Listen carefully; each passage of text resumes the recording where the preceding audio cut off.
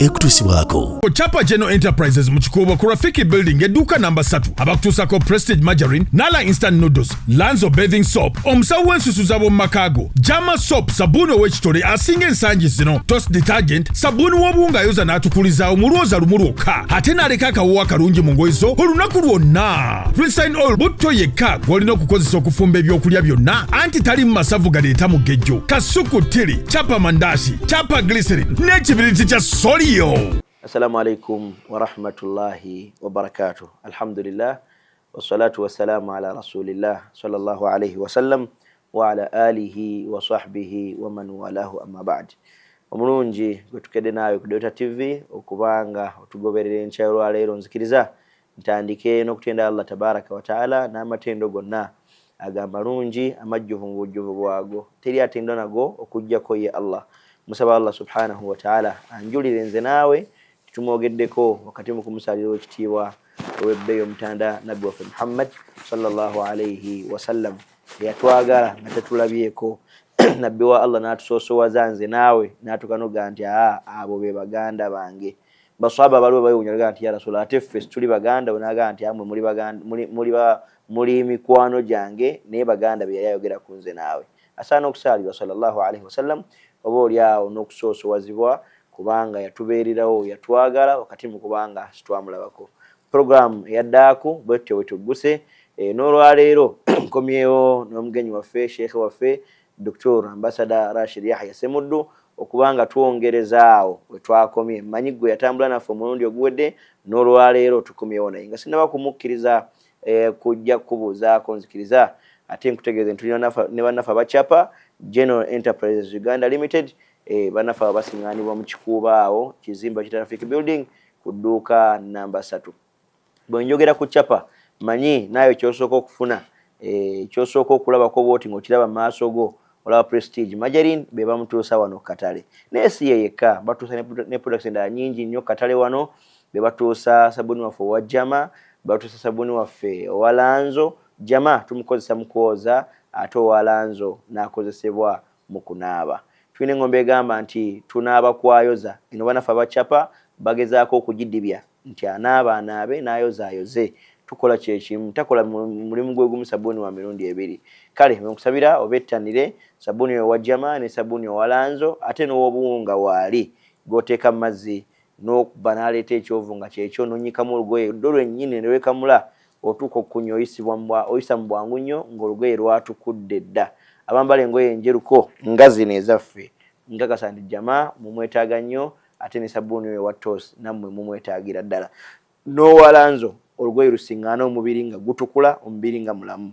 Kale mu kifaananyi ekyo be bannaffe abachapa batuusako products endala nnyingi nnyo nnyini ddala.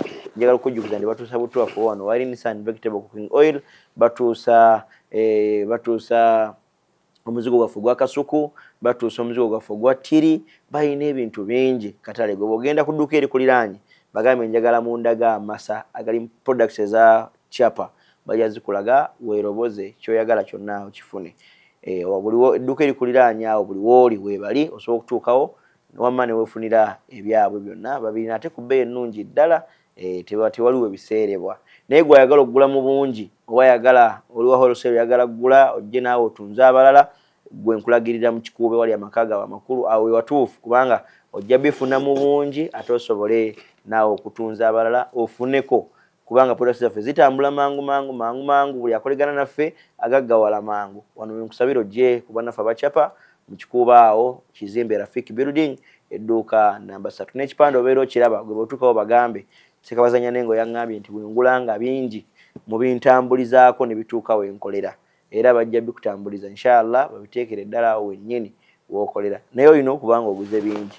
Bw'otagendayo n'ogulayo akabiriiti n'obaga nti akenguze Solio njagala muntuuse w'embeera. Nedda nsebo oba nnyabo olina kugula nga oguze mu bingi lwajja obikutambuliza babiteeka awo wennyini w'obeera. Program daaku n'olwaleero nziguse ne mukadde waffe Dr. Ambassador Rashid Yahya Ssemuddu. Doctor. Marhaba Sheikh. Assalamu alaikum warahmatullahi wabarakatuh. Wa alaikum assalam warahmatullahi wabarakatuh. Njagala kukiikirira ono ali eri abeere mugumu nti sebo kutteko mu ngalo. Kituufu. Kululwe. Doctor ndi naye alhamdulillah olwaleero enkya olwaleero mmanyi naawe gy'oli okakasiza nti mwaliira mukwatiddeko mu ngalo. Nsaba kakalaamu n'olupapula bisembeze kumpi kubanga Dr. Musomesa ddala byonna byayogera weetaaga okuba nga obimanyi. Kale wano wakati mu kutambula mu ddaaku awo ebaako naawe kyoyiga ku Dokita. Bwe baliwo abayisa abayizi ba Dokita obakkiriza okuyita abayizi bo? Alhamdulillah. Bwali ayisa abayizi be obanga bayisa abayizi ba Dokita ovaga nange ndi muyizi we namusomako bino ne bino ku Delta TV. Dokita, njagala kusaba sebo mulungi ono atulaba omuntu oyere ku salaamu. Assalamu alaikum wa rahmatullahi wa barakatuh. Wa alaikum assalam wa rahmatullahi wa barakatuh. Alhamdulillahi wahda wa salatu wa salamu ala man la nabiyya ba'da. Mpozi Sheikh kankwegatteko nange okwebaza abalabi baffe abalungi abawaya akadde ne bagamba nti abalala beebase nedda ffe katubeereko ku mukutu tusobole okubeera nti nno twejjukanya Allah subhanahu wa ta'ala agamba ki, Nabbi sallallahu alaihi wasallam agamba ki, era onzikirize neebaze abacapa koddomi wange Haji Rashid ne banne mwebala omulimu guno era mugende maaso ne Delta TV omukutu gwaffe guno omulungi nagwo mbeerenga ngwebaza era ngambe temujjanga okwo programs zino tuzeetaaga okgenda mu maaso. Kakati eno mutuwaya ddaako Ramadhani bwaggwako awatali ddaako era mmanyi mujja kufuna era neyaddaako yennyini mujja kufuna. Tulina sebo n'entanda y'obulamu gino kukyazaamuke mabega sebo eyo yegenderera Ramadhani ne bweggwebeerawo tolaba nti kyebakola gye. Alhamdulillah. Era bannaffe abacapa be bagiddukanya sebo. Tubasiimira ddala tumusaba Allah subhanahu wa ta'ala abasasule ekisinga okubeera ekirungi. Mpozi olwaleero njagala tutambule nga omusomo gwaffe tuguyunga ku musomo gwaffe ogwe twabadde tukyasembezaayo era ku ddaaku bwe twabadde nabo ku ddaaku eyayise. Tubagamba nti mu kwejjukanya okutonotono twayogedde ku musomo gwaffe ogwo ku miteeko gy'abantu 6 mu bikwatagana ku kulaalikibwa kw'okusiiba, kukakata kw'okusiiba ku muntu n'obutakakata. Ne tugamba ne twogera ku baki abakakasibwako okusiiba nga balina kubeera nti basiiba ate mu buliwo. Ne twogera ku basonyibwa okusiiba mu Ramadhani ne baliwo oluvannyuma. Ne twogera ne ku basonyibwa okusiiba ne baliisa buliisa. Ne twogera ne ku basonyibwa okusiiba naye nga tebalina kibakakatako si kuliisa ate si kuliwa. Kakati mu bufunze emiteeko 6 gye twayogeddeko, twayogedde ku muntu omusiraamu omukulu ayina amagezi omutuuze ng'ayina obusobozi talina kimugaana ntugamba nti oyo talina kirala okuggyako okusiiba ate mu Ramadhan. Ne twogera ku muntu ow'enzikiriza endala ne tugamba nti oyo okusiiba tekumukakatako era tasiiba Ramadhani. Ne twogera ku muguwa eddalu ne tugamba nti okusiiba tekumukakatako kubanga n'amakulu g'okusiiba aba tagategeera, taliwa era taliisa. Ne twogera ku muntu omukulu akuliridde mu myaka n'atandika okunafuwa n'omulwadde ow'obulwadde obutadda mabega obw'olubeerera. Ne tugamba nti oyo takakasibwako kusiiba era takakasibwako kuliwa wabula ayina kubeera nti nno aliisa buli lunaku lwaba luyandibadde asiiba bw'aba ayina obusobozi. Ne twogera ku muntu ate omukulu alabika nti no takyabitegeera yaddayo nga mwana muto. Ne tugamba nti oyo talina kimukakatako kyonna, takakasibwako kusiiba, takakasibwako kuliwa wadde okuliisa. Kakati ne twogera ku mutambuze gwe twafundikidde naye. Ne tugamba nti omutambuze tumutunulira mu mbeera ya mirundi 3. Waliwo okubeera nga okutambula tekumukaluubiriza nga yasiibye, oyo tumugamba nti gwe olina kusiiba, tolina kikugaana kusiiba. Ne tutunuulira owookubiri nga ye akaluubirirwa naye nga takosebwa, ne tumugamba gw'oli wa ddembe okulya n'okusiiba. Ne twogera ku wookusatu nga ye bw'asiiba akosebwa, ne tumugamba nti gwe tokkirizibwa kubeera nti nno osiiba kubanga eddiini tekwagaliza kubeera nti nno obonaabona oba okubeera nti nno weekaluubiriza.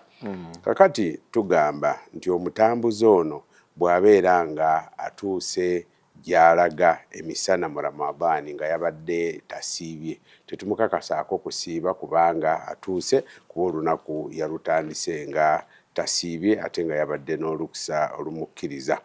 Tetwogera ku muntu ayina abamanyi ne bagamba nti omuntu ono wadde nga waliwo abagamba nti bw'aba atuuse kakati mu kuwa okusiiba ekitiibwa teyandiridde oba bw'alya kale alye nga yeekwese abalala obutamulowooleza kirala.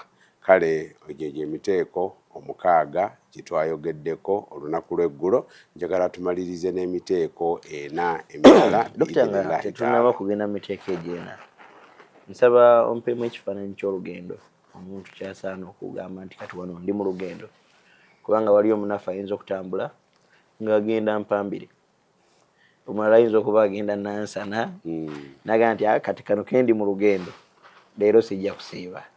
Nsaba musikiremu ekifaananyi kyangu ku muntu ono atulaba. Omuntu yandibadde atandikira mu lugendo lwenkana lutya okugamba nti kati wano ndi mutambuze. Mulimu abamanyi bagezaako. Nabbi sallallahu alaihi wasallam teyakiteekako buwanvu nti tulina kuba bwe ruti, naye abasahaba abamu bagezaako okugeraageranya ku ngendo ki ze yasaliramu ze yalekeramukko okusiiba ne ze yasaliramuko okuswala. Ne bagamba abamanyi abasinga nti zibanga kilometers 8. Naye tukomawo ne tugamba nti embeera y'abantu eddiini egigulumiza, era tugamba nti al-adatu muhakkama, nti embeera y'abantu eddiini shariya egiramuza ebbanga lyemala nga tekontanye na shariya butereevu. Kale tuyinza okutunulira olugendo abantu b'ekitundu ne bagamba nti oyo ali mu safaari. Abamanyi mu Namulenyangu bagamba nti olugendo abantu b'ekitundu lwe bayita nti safaari, n'eddiini ejja kuluyita safaari nga si kwekoza nga bano abaffe bogambe biraga ngenda Nansana ndi mu safaari, naye mutima abamanyi butali mu safaari. Omusanga nno Sheikh n'akalira ddala n'agamba nti awo ono nsalako, era n'atuuka olw'okuba yavudde Katwe n'agenda Nansana n'agamba nti awo ngenda kusalako. Eddiini abagitanemu omuzannyo oyo tumugambe 8. Oyo okumwanguyiza tumugambe 8. Atambulire mu 8. Bw'atawezezza 8 tasalako. Engeri gy'alina omuzannyo bw'atawezezza 8 tasalako. Nkitegedde nnyo. Manyi naawe omulungi atulaba otegedde bulungi nnyo ddi lw'osaanye okusala kuswala, ddi lw'osaanye ogamba nti leero sijja kusiiba. Ate Dokita, omuntu agenda nga mu lugendo luweza 8 agwa muguli omuteeko gw'ogambye nti bw'aba takosebwa ekirungi gy'ali kusiiba. Omuntu oyo tumutunuulira kubanga Mukama waffe Nabbi sallallahu alaihi wasallam eddiini ku mulembe gwe ne safaari gye twogerako yali mukaluubirizibwa kubanga means of transport ezaaliwo nga omugagga yavuga eŋŋamiya, yavuga embalaasi oba okuvuga endogoyi, naye ng'abasinga obugaali tebwaliwo, emmotoka tezaaliwo, train tezaaliwo, ennyonyi tezaaliwo, ng'abantu batambuza bigere. Kakati bw'ogamba kilometers 8 olabira ddala nga lwali lugendo luwanvu nnyo. Naye kati olwaleero okwanguyirizibwa kwe tulina Allah subhanahu wa ta'ala kwatuwadde, ogenda n'olinnya ennyonyi okuva Entebbe ogenda e Dubai kilometers 10,000 za kilometers, naye n'otuuka mu ssaawa 5.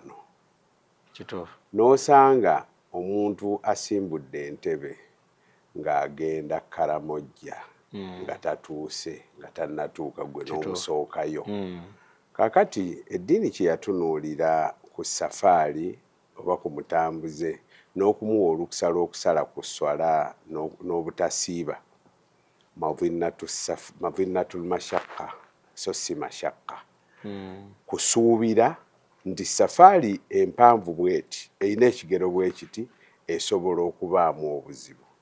Kati tolina kulinda buzibu kubufuna olyoke okozesa olukusa olw'okulya mu kisiibo oba olw'okusala ku swala, kubanga oluusi w'otasuubira kizibu kisobola okujja. Kyova olaba kati tukuba ekifaananyi n'ogamba nti omuntu atambudde okuva Entebbe ogenda e Dubai kubanga bannayuganda batambula nnyo baddoha nti saawa ziri 5 mugamba nti saawa 5 mulimu kaki nogamba nti oyo sijja mukkiri oyo ddiini tagenda kalubirizibwa butya ng'afunye obuzibu mu nnyonyi oba bukya ng'afunye obuzibu mu transit olw'okuba nti bisuubirwa nti kisobola okubaawo y'eddiini n'emuteera ddala nti olukusa olwo alufunye kakati naye abantu abamu babiteekamu ekyejo n'olaba nga olugendo mu butuufu nga terulina kukalubiriza kwonna ng'omugamba nti bw'oba olidde kakati ddi lw'olisuubira nti nsobola okuliwa nti kati tewali buzibu n'omugamba ekisinga okuba ekirungi kubanga tewali kukalubirizibwa siiba wadde ng'olukusa olulina oleme okusigaza bbanja lya Allah subhanahu wa ta'ala. Wenjagala okusabira omulungi atulaba omanye nti bw'oba osobola okusiiba nga tukoseddwamu wadde ekisinga okubeera ekirungi gy'oli gwe siiba omaleko. Sibunzi Sheikh nagendako emabegakaawo ngenda e Rwanda nga nsiibye naye ne ntuuka nga ndi fine sirina buzibu bwonna okuva we nava eno ne ntambula mu lugendo lwonna ate nga nakozesa baasi naye ne ntuuka nga ndi fine sirina adde obuzibu bwonna. Nsuubira nti nze ekirungi gye ndi kusiiba kuba obulamu bukyali bunywevu. Kale awo nkusabira naawe anfaanana oleme ndoza bakiba kyejo oli agenda Masaka wano nga mulamu talina yadde obuzibu nagaa nti andi mu lugendo kanjirye naye ate ngaali mu mmotoka. Kale nsaba okusiiba kuno tukuwe enkizo kubanga kukulembera mu birowoozo byaffe okusinga okulya si kibi okulya Mungu waba akukkiriza okulya naye kisinga okubeera ekirungi eggwe kusiiba osobola oba olyawo obutalagajjalira Ramadan n'obutakola kyejo oba olyawo dokita nga bw'agambye. Nze gwe ntunuuliddemu ye muntu owoogezagga nti agenda Masaka naye ali ku maanyi ga kifuba avuga kagaali kati oyo bw'obaliriramu amaanyi g'agenda okukozesa okutuuka Empigi yabise dda kati oyo omugamba nedda wadde Masaka gwe okukalubirizibwa okw'eddiini tekwagala oyinza n'okukosebwa gwe ekisinga kulya. Sheikh Masaka taba na wala nnyo ku maanyi ga kifuba kyova olaba wali abamanyi abamu bagamba nti abantu kye bayita safaari ab'ekitundu kati bulanga ow'akagaali okukavuga okuva wano paka Mpigi aba ayabisogga oyo katumwawule kuwa emmotoka kubanga yo emmotoka waba talina kye yawulidde. Butereevu eddakiika kati Mpigi ndooza baba bali mu dakiika nga 4 ng'atuuse Mpigi sato ow'akagaali ayinza okugerayo essaawa eziwera 3 oba 4 okutuukawo nga n'okukaluubirirwa akalubiriziddwa ddala. Kale awo tubasabira abalungi mugenderere gwe naawe omutima gwo gulina kye gukuwa nti luno lugendo luno si lugendo. Toyinza kuva wano ng'ogenda Namagoma ogenda wali Buloba noga nti olugendo lw'endimu ngenda Mukono noga nti olugendo lw'endimu awo akatogaso kampe nedda gwe sooka osiibe ekirungi gy'oli kusiiba. Sebo ndooza ebigambo mbifunye bulungi. Barakallahu fiikum. Kati tugende mu maaso omuteeko ogw'omusanvu ye muntu omulwadde naye ng'obulwadde bwe busuubirwa okuwona. Twagambye oli atasuubira kuwona ne tugamba nti oyo tatawaana nakusiiba nakuliwa wabula aliise buliisa. Kakati ono asuubira okuwona abamanyi naye bamutunuulira mu ngeri ya mirundi 3. Bagamba nti embeera esooka kwe kubeera nti okusiiba tekumukalubiriza era tekumukosa. Oyo ne bagamba kimukakatako okubeera nti naasiiba kubanga lwaki bw'aba aganye okusiiba kati ne Ramadani bw'enaaba eweddeko ennaku zaaliiramu era tekimugaana kufuna musujja tekimugaana kufuna kasenyiga kati alisiiba ddi.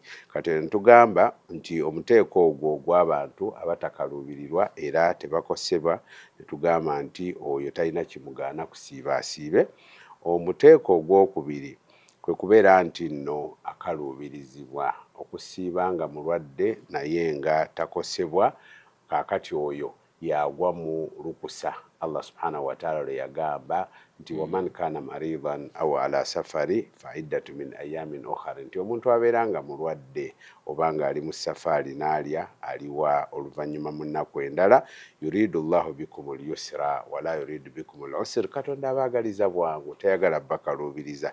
Kakati walitukmilu liddata, ennaku mumale muzijjuza eza Ramadaani. Bw'oba olidde mujjuza, ne bw'oba toliddeemu Ramadaani waba wa 29 siiba 29 waba wa 3 siiba 3, ate otendereze Allah subhanahu wa ta'ala ng'akumazizzaako Ramadaani, ng'olwo nno weetegekera Idi. Kaakati ne tugamba nti ono alabika nti nno akaluubirirwa yoyo nannyini lukusa, akaluubirirwa naye takosebwa, tumugamba olukusa olulina okkirizibwa okulya ate okkirizibwa okusiiba. Kakati omuteeko ogwo Allah subhanahu wa ta'ala tugamba nti oyo kitamwa okubeera nti naasiiba kubanga eddiini teyagala akaluubirizibwe ate nga n'olukusa alulina. Nabbi sallallahu alaihi wasallam yagamba nti inna allaha yuhibbu an tu'ta rukhasuhu kama yakrahu an tu'ta ma'siyatuhu, nti Katonda engeri gy'ayagalamu okubeera nti waba abawadde olukusa mu lukozese y'engeri gy'atamwamu okubeera nti nno mumujeemera. Kale tumugamba oyo nti wadde okukaluubirizibwa kati okkirizibwa olukusa lw'okubeera nti nno olukozesa. Kaakati omuteeko ogwokusatu ye muntu nga ddala akosebwa, nga yasiibye, nga mulwadde, bw'anaasalawo okusiiba ajja kukosebwa. Kati okimukakatako okulya so si kumuwa bulbeetu nti bw'oba oyagala lya bw'oba oyagala siiba, wabula tumugamba kimukakatako okulya era takkirizibwa kusiiba. Lwaki? Allah subhanahu wa ta'ala agamba wala taqtulu anfusakum inna allaha kana bikum rahima, temufuuka ensonga eyetta oba eyereetera obuzibu paka mufe nga mu ensonga. Allah subhanahu wa ta'ala musaasizi gye muli, kale tayagala kubeera nti nno mufuuka ensonga ey'okubeera nti nno mwekosa.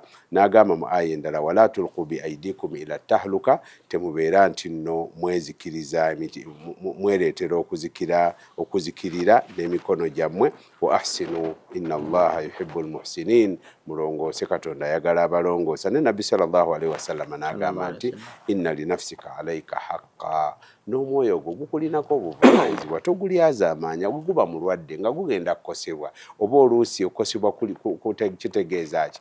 Oyinza okuba ng'eddagala lino bw'onaagamba nti kansiibe ndimire ku ddaaku n'effutaali, ng'ojja kulwawo okuwona.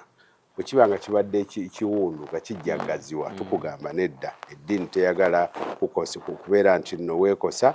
Kale olina okubeera nti nno omwoyo gwo gukuuma. Ne Nabbi sallallahu alaihi wasallam hadithi endala yagamba la dharara wala dhirara, tokkirizibwa kukosa balala wadde naawe okubeera nti nno weekosa.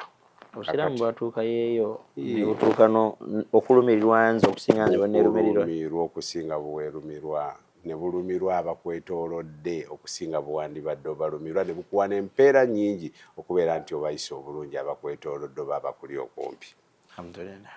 Kakati omuntu ayinza okubuuza nti kale mbitegedde ebyo, ddi lwensiiba nga ndi mulwadde, ddi lwensiibulukuka, ddi lwesikkirizibwa kubeera nti ddi kinkakatako okusiiba nga ndi mulwadde, ddi lwenina olukusa okulya oba okusiiba, ate ddi kubeera n'obulwadde bwawukana era bwawukanira ddala. Waliyo omuntu nga obulwadde bwe bwakaseera n'wabaawo obulala nga bwa lutentezi naye nga si bunene, n'wabaawo obulala nga ate bwo bunene nnyo. Ndowooza gwe anaatutekulira olabe nze omutwe gunnumamu ku mukaaga awo, njiwa ekikopo ky'amazzi. Oyinza n'okubeera nti nno omutwe nga tonnamira na ddagala, oyinza okugira nga wawonye dda, n'olowooza n'okulowooza nti oba eddagala nga ndibize nandirowoozeza buli nnyamba. Edda twafunanga olubuto ne lukuluma ne bagamba oteeke ku semini, ne weewunzikamu ku semini dakiika 5 ogenda okugira nga luwonye. Kakati awo abatulaba abalungi tubagamba embeera omuntu akulembeza okutya Allah subhanahu wa ta'ala, ate yejjemu omutima ogw'okwagala okweggyako. Lwobeera nga si kyakweggyako oga nti kituufu, kubanga teri agenda kuyingira mu mutima gwakulamule nti wano alabika yabadde ajja kukosebwa oba wanitakosebwa, gwe obyemanyidde gwe kennyini. Era Allah subhanahu wa ta'ala abikulekera okusinziira ku kutegeerako n'obulamu bw'eddala obutuufu nga bwe buli.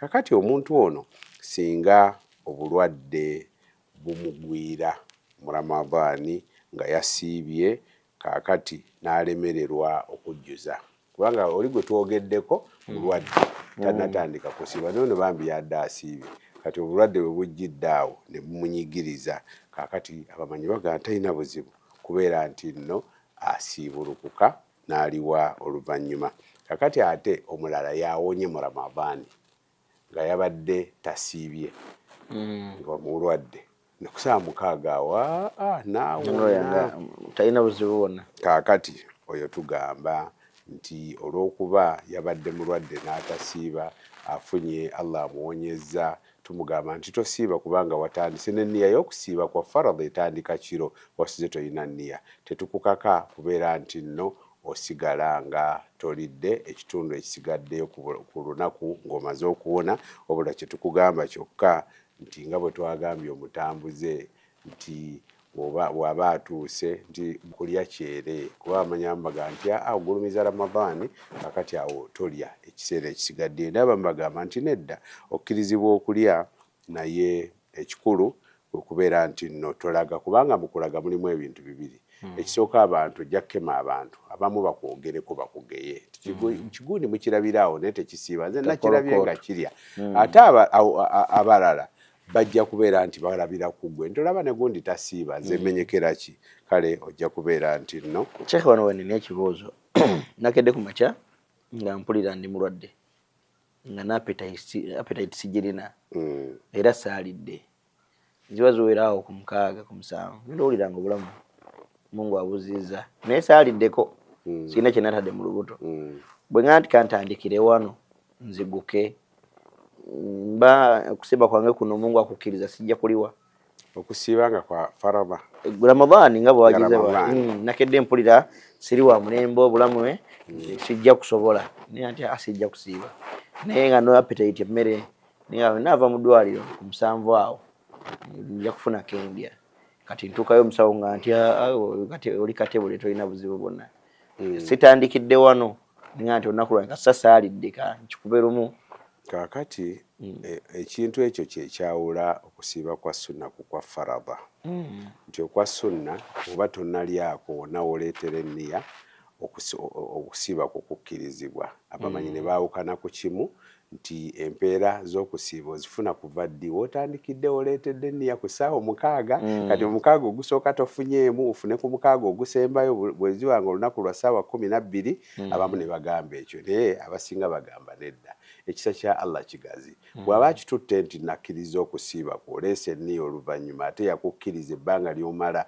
ng'enjuba tennagwa Allah wakisa otayinza kumma mpeera kaakati okwo kwe kwa sunna naye okwa faradha kwo nabbi sallallahu alaihi wasallam agamba nti man lam yujmi as-siyama min al-layli fala siyama lahu omuntu ataasuze na nniya esiiba oyo okusiiba kwe tekukkirizibwa mpozzi ekiri tricky wano kyekyenniya ya Ramadhani omuntu ogireeta omulundi ogumu kuba kikkirizibwa Ramadhani noga enkya Ramadhani atandika nti nga lumu Maachi nti nze nnuyiridde okusiiba Ramadhani n'okiteekamu mu mutima kati kitegeeza enniya yo buli lunaku oyongerako bwongezi okuggyako ng'osazizzaamu n'ogamba nti asigenda kusiiba n'ebbanga ly'omala nga togisazizzaamu enniya yo yennyini ekutwala paka ku nkomerero ya Ramadhani biidhinillahi taala kati ku muntu gw'ogambye abadde omulwadde tukitunulira mu ngeri ya mirundi ebiri olw'okuba nti abadde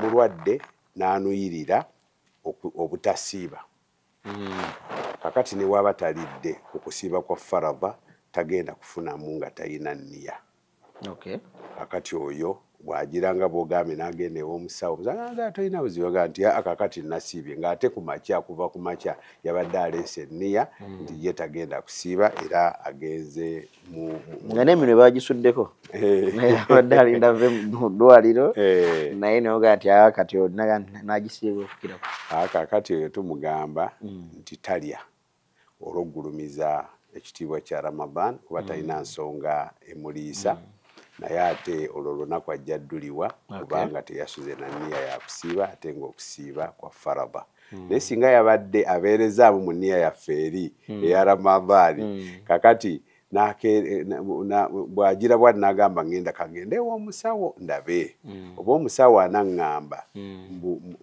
busisiiba kaakati enniya kati azeewo omusawo eriyo okusiiba naye omusawo gye yagala okujja oba advice ya musawo ya butasiiba n'atuuka ew'omusawo omusawo namugamba nti asiiba tolina buzibu enniya yasuze nayo oyo okusiiba kwe kuba kutuufu itaala okwawukanako n'oli ye niye yabadde agijjeemu n'eminwe gye nga boogambye ne bagiwaata nga bagisuddeko dda abadde alinza omusawo amugambe nti weeriire omusawo namugamba nti naye osobola bulamu si bubi okusinziira bwe ndabye osobola okumalako nagaa nti musawo bw'ogambye kale kamumaleko naye nga wali kyabaddewo oyo ye asiiba ekitegeeza sheekhe mukinfunye mu bigambo bye afuna empeera ey'okugulumiza Ramadaan olw'okuba talidde naye akyalinayo ebbanja olw'obutaba na niyo nti yasiibye aliruddamu n'enniya ajja kuluddamu n'enniya n'alusiiba manyi naawe gy'oli ekigambo alayika okifunye bulungi kaakati omulwadde ono buli wabeera nga obulwadde bwe busuubirwa okuwona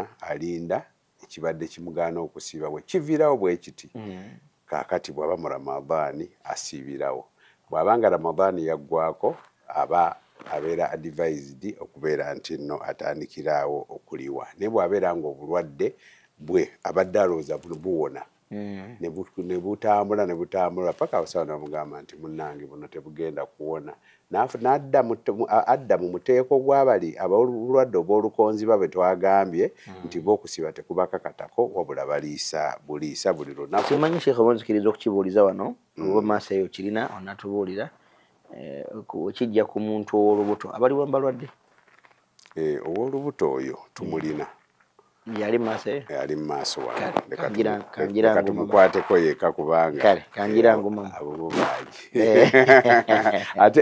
ate era tubasabira babeere nazo bazaale eggwanga ligaziwe ummeegaziwe kaakati omuteeko ogw'omunaana ye mukyala agenda mu nsonga omukyala ono agenda mu nsonga oba omukyala ayina omusaayi gw'ekizadde agenda ono mu nsonga tumugamba nti kiri haramu okusiiba so si nti okkirizibwa oba tokkirizibwa wabula kiri haramu era ne bwasiiba okusiiba kwe tekutuuka obujulizi ye hadithi ya nabbi sallallahu alaihi wasallama bwe yagamba abakyala nti alaisa idha hadat lam tusalli wa lam tasum temukimanyi nti omukyala bw'aba agenze mu nsonga zaabwe tasaala era tasiiba kaakati n'agamba nti ekyo kyekiraga obukendeevu bw'eddiini y'omukyala ku musajja nti omusajja talina lwasonyiyibwa swala ne bw'oba mulwadde osaala okusinziira ku busobozi bwo n'embeera gy'olimu naye omukyala mu nnaku ezo swala emusonyiyibwa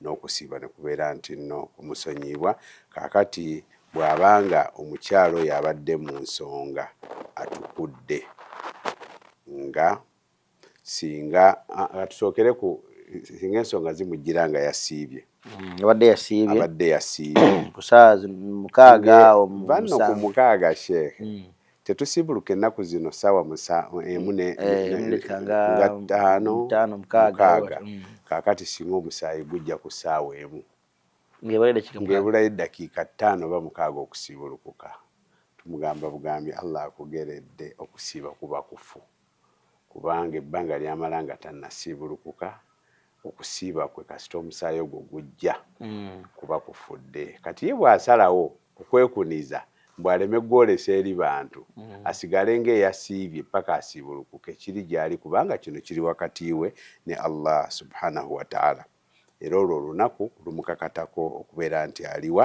okujjako bwe kubeera nga okusiiba kubadde kwa sunna awo tumugamba bugambi nti Allah bw'akugeredde okusiiba tekukukakatako naye bw'abanga ate awonye misana nga yabadde mulwadde kaakati n'awona emisana nga tannalya nako tumugamba nedda watandise olunaku lwatandise okyali mu nsonga wadde owonye nga tonnalyako nenniyo oyinza okugamba nti ye nenniyo yagirese kuba yadde akisuubira naye ng'alina bulinzi guyibirire oyo tumugamba nti okusiiba kwo tekutuuka abamanyi ne baawukanamu awo nti olunaku naye alugulumiza aleme kulya kubanga awonye misana abamu ne bagamba yes alugulumiza n'atalya kubanga luli mu Ramadani abalala ne bagamba nti teyekalubiriza nnyo kubanga abadde n'ekisonyisa. Kakati waliwo ate awona ekiro ng'emmambi egenda kusala. Emmambi egenda kusala yabadde asuubira taasiibe naye be n'atera okusala ebiddakiika nga 10 dakiika ziizo oba emu agenda okulaba nga ateredde n'atereera n'akakasa nti ateredde naye nga talina na budde bunaaba. Obudde bw'alina bwakulya buli ddaaku wanagambira okunaaba ajja kuba mu kisiibo n'eddaaku ojja muyitako n'agamba eka neerira eddaaku wange mu ddakiika 10 oba 2 ze nnina n'alya ddaaku.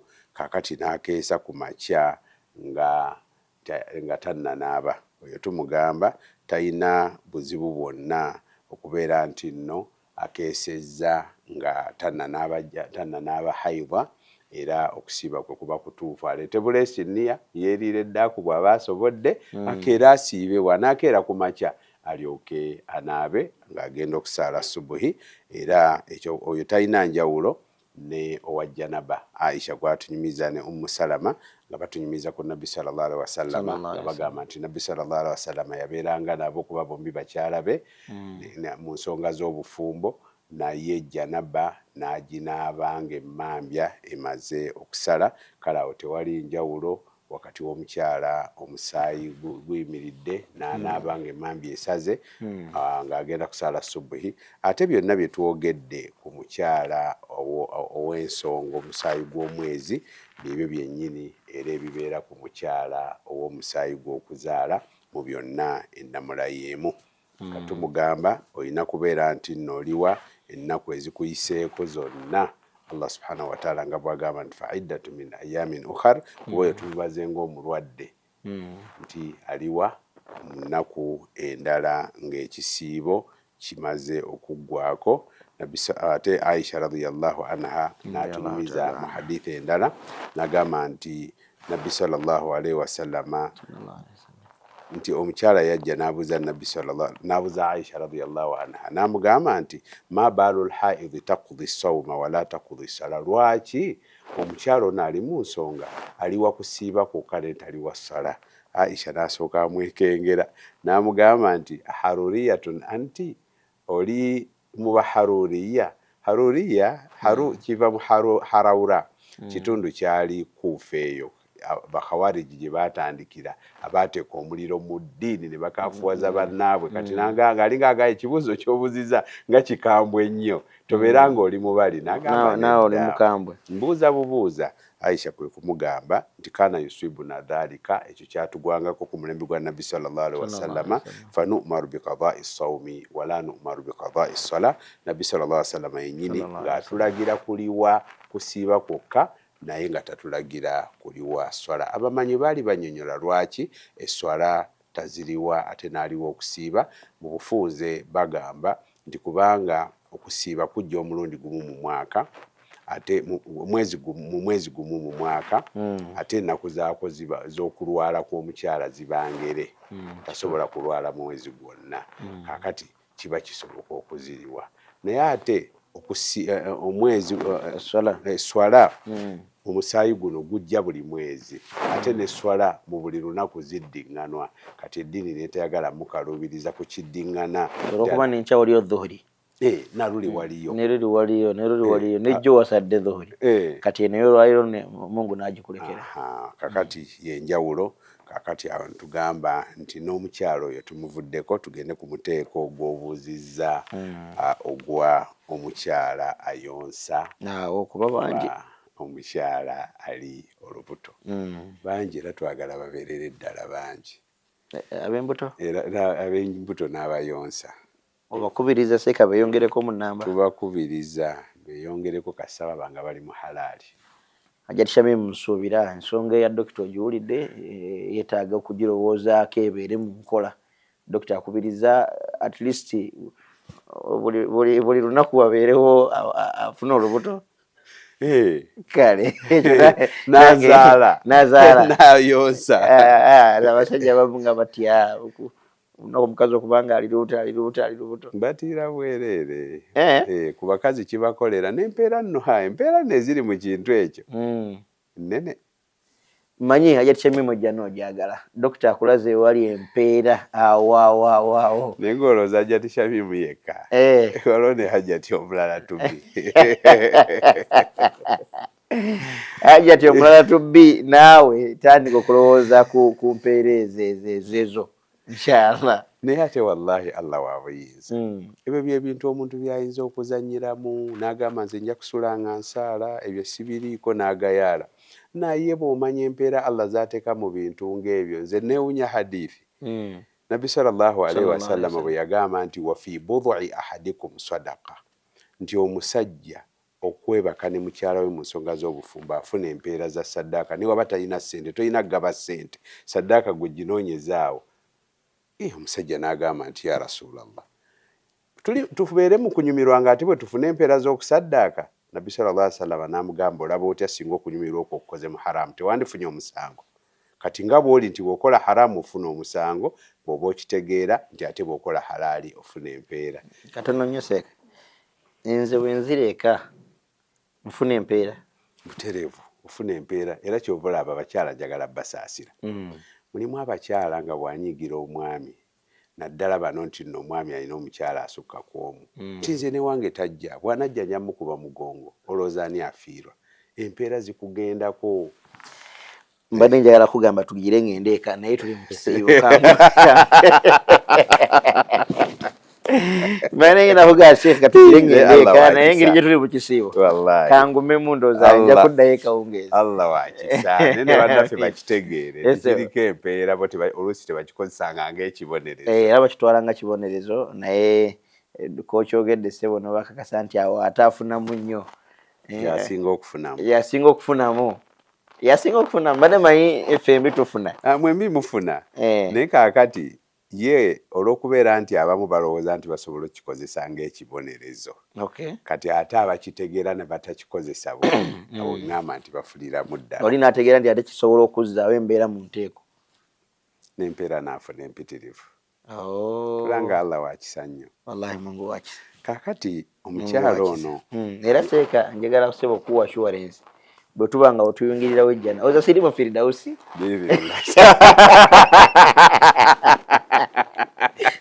sebo tuddeyo yagala ku mulyango gwa jjana sagala ku mulyango kuba kano sebo kogambye nti Mungu nga mpe ejjana empeera ndabye omulyango gwenyingiriramu ejjana yo gufaanana. Kaakati ekyomwenda gwe muteeko ogwo gw'omukyala ayonsa oba omukyala ow'olubuto asobola okubeera nti tasiibye olw'okutya ye kennyini okukosebwa ow'olubuto oba ayonsa, oba okuba nti atidde mwana ali mu lubuto oba omukosa nga talina mata. Naddala oyinza okugamba nti ekyo kikyasoboka nga n'amata g'emikebe gyegali, oli ayinza okuba nga talina busobozi nga kyasobola kyokka kuyonsa. Waliwo n'abaana bagaana ag'emikebe, n'omwana asobola okugagaana. Kaakati tugamba nti awo omukyala oyo akkirizibwa okulya n'aliwa olulala, era awo nga bwe wagambye tubala nga bulwadde obusuubira okuwona, nti alya n'aliwa oluvannyuma. Naye era naye tumuzzeeyo ku miteeko giri egy'omulwadde asuubira okuwona. Waliwo okubeera nga omukyala bw'aba ali lubuto mbeera ya bulijjo ye akyemanyidde nti ali lubuto naye nga terulina kye lumukola, teri kimugaana kusiiba kubanga tekimukosa. Naye waliwo abeera nga kijja mmukosa, waliwo okubeera nga kijja mukaluubirira najja okubeera nti kijja mukosa. Ate waliwo omulala nga ye talina buzibu naye nga kijja kukosa mwana.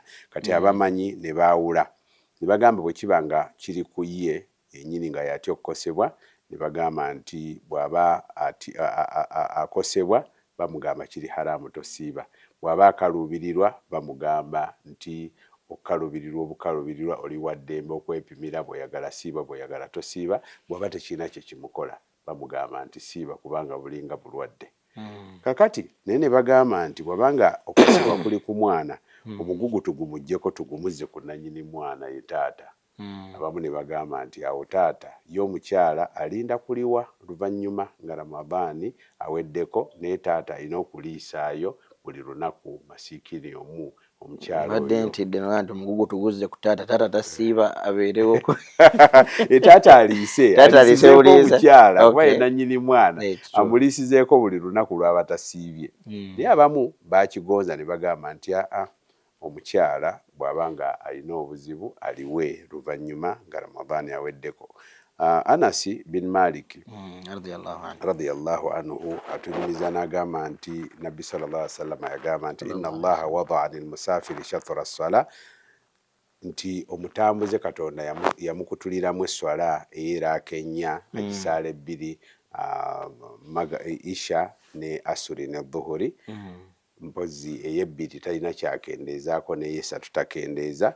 Agamba nti nno wa anil musafiri wal hamili wal murdi'i as-sawma, nti ate omutambuze n'amuwa olukusa lw'okulya, n'omukyala ali olubuto n'amuwa olukusa lw'okulya, n'omukyala ayonsa n'amuwa olukusa lw'okulya singa abeera nga akaluubirirwa. Naye bw'aba akosebwa twagambye amukakasaako okubeera nti naalya aleme kukosebwa. Talina buzibu tumugamba asiibe kubanga eyo embeera watiifu n'omwaka ogujja anaaba lubuto. Kituufu, asobola okuba nga waliwo gwe mmanyi ye buli mwaka abaako n'omwana omuto. Kati abo olw'okuba kisoboka omukyala n'abeera nti buli mwaka abeera n'olubuto oba buli mwaka aba ayonsa, kakati tugamba nti abakyala beegendereze nnyo bakitunulire nga bwe twayogedde ku mulwadde, obulwadde obusuubira okuwona, nti waba talina buzibu asiibe aleme kusigaza bbanja lya Allah subhanahu wa ta'ala, kubanga tekitegeeza okuba n'olukusa ku mukyala ow'olubuto oba ayonsa tekitegeeza mbu takkirizibwa kusiiba mu Ramadhaani, wabula kitegeeza alina olukusa olulya oba olusiiba kakati yeepimire. Muteeko ogusembayo era budde leero ssebo tutambudde bulungi, eddakiika z'ensigaze ennya tukutogereremu omuteeko ogwo inshallah. Kakati omuteeko ogusembayo ye muntu nga bw'omutunulira teyandibadde na kimugaana kusiiba naye kiguddewo bugwe. Kati nga tekiri mbi nebikulembedde, tekiri mu bikulembedde n'akatono, naye wali we twagambye nti omuntu ono asooka akakasibwako okusiiba mu buliwo, tulina ke twagambye nti alina okubeera nga saalimu minal mawaane, talina kimugaana. Kakati mu bigaana kwe kubeera nti nno omuntu afunye embeera nga yeetaaga okusiibulukuka okubaako obuvunaanyizibwa bw'atuukiriza naye nga bw'anaakola ntya. Mbeera eyinza kufaanana ntya? Kulozaako mbadde nfumba naye akandozeeko. Oyo aloza kufumba tekimusiibulula, talina buzibu, naye gwe tuliko ye muntu nga waliwo omuntu agenda okuzikirira, omuliro gukutte, yasobola omutaasa naye ng'ebbugumu eriri eri naye yeetaaga okufuna amaanyi obutazirika, yeetaaga okunywa amazzi. Tumugamba taasa omwoyo guno Allah subhanahu wa ta'ala guleme kuzikirira, gwe siibulukuka onaalya olulala. Kakati ogwo gwe muteeko guli mu bintu bingi. Kisobola okubeera ku swimming pool oba mu nnyanja, oli n'agwa mu mazzi. Kakati mu nnyanja ng'okumuggyayo kijja kwetaagisa omuntu ono eyasiibye okugwayo anoonya omulambo naye nga tasobola, tajja kuba na maanyi gagenda mu mazzi mawanvu bwe gati wadde amanyi okuwuga okuggyako nga asiibulukuse. Kakati embeera bw'etyo okkirizibwa okubeera nti nno otaasa omwana Adamu mu kuzikirira, n'obeera nti nno osiibulukuka n'oliwa oluvannyuma. Naye tugamba nti omuntu yenna gwe twogeddeko nti akkirizibwa okulya mu Ramadhaani, tubatunuulira mu mbeera ya mirundi ebiri. Mulimu abantu abalina ensonga zaabwe nga ziri kkiriya, ng'omuntu omukadde. Abantu bamanya nti we musajja yakaddiwa takyalina maanyi, takyasobola kusiiba. Bwe tumugamba osobola okulya olwatu kubanga abantu ensonga yo bagitegeera. Naye ate waliwo omuntu ng'ensonga ye agyemanyidde, ng'omukyala ali mu nsonga tagenda kugamba buli omu nti nze gw'olaba ndi mu nsonga. Ensonga bwe bateeyoleka eri abantu tuga nti agwe lya wekweke liira bbali eyo, oba n'okuba ng'oli muntu wa kitiibwa oyinza okulaba nti sheeke bazannya n'engo mu kitiibwa kyo n'abantu kye bakumanyimu, nga ne bw'onaaba mulwadde bwe banaakusanga ng'olya mu Ramadhaani kijja kumalamu abantu amaanyi olyagambe nti ne basheeke balya mu Ramadhaani. Kati bw'otunuulira embeera eyo tukugamba nti wadde okkirizibwa okulya naye weekweke toyolesa. Ate era nitugamba nti buli muntu yenna akakasibwako okuliwa aliwa nnaku ezimubanjibwa. Kati sigamba nti Ramadaani yabadde wa nnaku 29 for example. Gwe n'obeera nti nno oyitibbwako ennaku 3 kati n'ogamba kansibire eddala nyampe eza 3 Ramadaani muwe za 3 osiibanga bwe yabadde era ezikubanjibwa z'obeera nti nno oliwa. Naye tugamba tulina okwanguyira okugyawo ebbanja lya Allah subhanahu wa ta'ala kubanga tumanyi Allah subhanahu wa ta'ala akutwala ddi. Kakati Allah bw'aba yagamba nti fa'iddatu min ayamin ukhar diwa mu nnaku endala. Aisha ye yatugamba nti kubanga ye yaliwanga mu Shaabani addirira Ramadaani omwaka oguddako kati kiraga nti kikkirizibwa okukeereya n'oliira eyo. Naye ekisinga obulungi kwe kwanguwa kubanga bw'oba oyanguye n'ofa ebbanja lya Allah subhanahu wa ta'ala oba tolisigazza. Ate bw'onaabeera nti nno kubanga ye Aisha yagamba nti kana yakunu alayya sawmu min Ramadan fama astati'a an aqdiyahu illa fi Sha'ban, nabeeranga n'ennaku ze ndidde mu Ramadan ne sobola. Fama astati'u tagamba nti fama saazikeereya nziriye nalinga sisobola paka nensobola mu Shaabani. Abamanyi ne bagamba nti tekisaana kukeereya paka ku Ramadaani ndala kubanga ojja kuŋŋaanya amabanja oba ebbanja lya Allah ate ogatteko eddala. Ate n'obudde buba bukumala wakati wa Ramadaani ne Ramadaani kubanga ibaada engeri gye ddiriŋŋana ereme kubeera nti ate oyingira mu ibaada eyo yennyini omulundi ogwokubiri ng'okyayina ebbanja lino ery'emabega. Naye singa obulwadde bugenderera ekyakusonyisizza ne kigenderera. Omusajja yabadde mulwadde Ramadaani n'alya ennaku 10. Ramadaani bwaggwako omusajja n'asigala nga mulwadde ennaku 2 endala n'afa. Oluvannyuma lw'ennaku 2 nga Ramadaani awedde oyo tabanjibwa kubanga tafunyeemu budde buliwa. Naye singa afuna obudde obuliwa n'ataliwa awo wewali ebbanja. Kyova olaba abamanyi baayawukana ku muntu asiiba 60. Okusiiba 60 ng'olina ebbanja lya Ramadaani. Abamu ne bagamba nti tumukkiriza kubanga 60 wa nnaku ngere tasukka mwezi gwa Dhulhijja gwa Shawwali. Naye ate okuliwa Ramadaani kuwanvu. Naye bali abalala bagamba nti wadde ono kale tasukka wadde 60 tasukka mu Shawwali naye sooka bbanja lya Allah subhanahu wa ta'ala kubanga singa for example omuntu abanjibwa ennaku 6 mu Ramadaani ezimuyiseeko najja n'asiiba 60 n'afa nga 60 awedde ajja kubeera nti Allah alirina. So singa asooka n'aliwa ennaku ezo 6 ezibadde zimubanjibwa oluvannyuma aliwe asiibe 60 bw'abeera nga tasobodde naye nga kibadde muniya ye ng'ate ebadde enkola ye ayingira Nabbi sallallahu alaihi wasallam mu hadithi ya Nu'man gye yagamba nti omuntu abadde ku mulimu n'agulemerako Allah n'agumuggyako lwa mbeera asigala nga Allah subhanahu wa ta'ala amusasulamu empeera. Kale nze awo ne ŋŋamba nti omuntu bw'obanga olina ebbanja lya Allah subhanahu wa ta'ala sooka olijjewo olyoke obeere nti nno okusiiba kwa 60.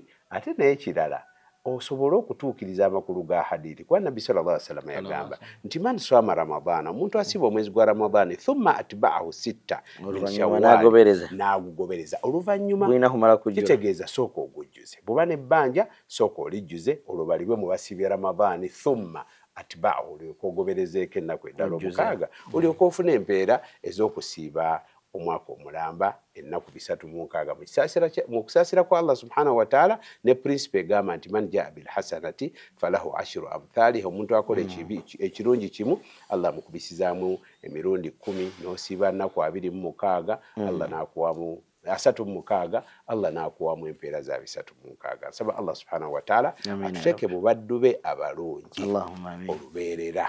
Okusiiba kuno atuteeke mu bakutwala nti kikulu nnyo era mpaji mu mpaji z'eddiini, ate tusiiba okusiiba okutuufu, ate Allah mu kisa kye akukkirize Ramadhaani eggweko nga tuli mu abo abateebwa buli lunaku okugibwa mu muliro. Wa sallallahu ala sayyidina Muhammad wa ala alihi wa sahbihi wa sallam walhamdulillahi rabbil alamin. Abadde Dr. Rashid Yahya Ssemuddu gwe tukoze naye programu yaffe y'olwaleero eyaddaako akaddeko nga mukalaba kagenderedde. Mbadde mu bigambo bye ntuttemu ennyo kiri kyagambye nti wa fi budhi ahadikum sadaqa, gwe okubeera ne munneeka oba oli mu kusaddaaka. Mbadde njagala kuddaka naye engeri gy'ayogedde nti tuli mu kisiibo kangomemu nja kudda ekiro inshallah. Sebo Dr. tweyanzizza, tusaba Katonda akutusiimire. Ebigambo lwali tebijja kusukka wano, banaye munzikirize mbajukize nti banafa bacapa be batadde ssente mu programu eno bawagireyo yonna gy'oli, edduuka erikuliraanye mwebali, ojja kuba olina 10 ky'otadde mu kuweereza daawa. Genze Matovu Ashirafu bazanya nengo, nkoze ne Dr. Yahya Rashid Yahya Ssemuddu, ate ne maama wange Bwenda Nakakande abadde ku kamera. Mu control room eri waliyo jajjange Hamani Lutankome. Ne Dr. TV tukole kwe lutimbe kwe tuli buli mwaka. Obeere bulungi. Wassalamu alaikum wa rahmatullahi wa barakatuh. Wa alaikum assalam.